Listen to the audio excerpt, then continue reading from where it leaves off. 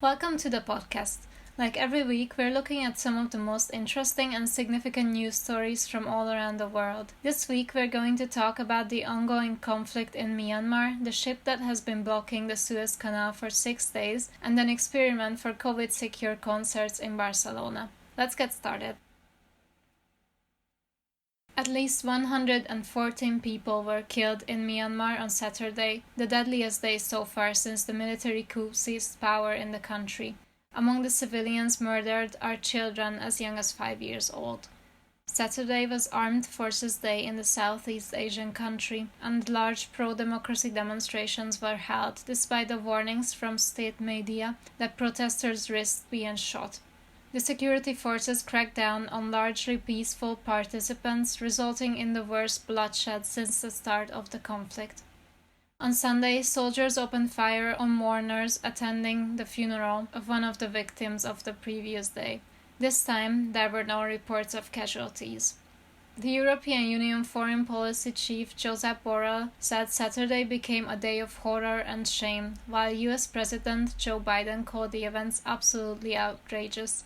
The defense chiefs of 12 countries, including the United States, Britain, and Japan, condemned the military crackdown in a joint statement, saying, "A professional military follows international standards for conduct and is responsible for protecting, not harming, the people it serves." The overall number of people killed in Myanmar since the start of the military coup on February 1st is now more than 440.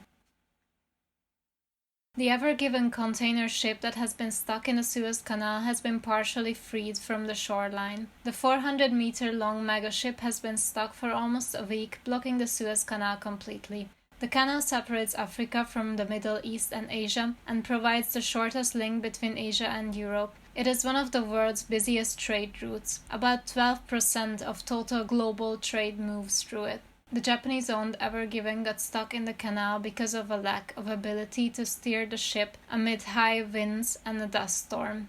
The incident forced companies to reroute ships to go around the Cape of Good Hope on the southern tip of Africa, but this journey can take up to 2 weeks longer. However, there are still at least about 350 vessels waiting to travel through the canal. On Monday morning, the Ever Given was finally moved, but the blockage is not cleared yet and the ship's front end is still stuck. Freeing the ship completely could take up to weeks. Around 5,000 people attended a concert in Barcelona Saturday night. The event was carried out as part of a research project investigating the methods of holding COVID-secure mass events. Members of the audience had to be tested on the day of the gig and could only attend with a negative result. They did not have to keep a safe distance from each other, but were required to wear masks and their temperatures were checked at the door. Organizers will test the attendance after 14 days for coronavirus to see how safe it is to hold events like concerts following these safety rules.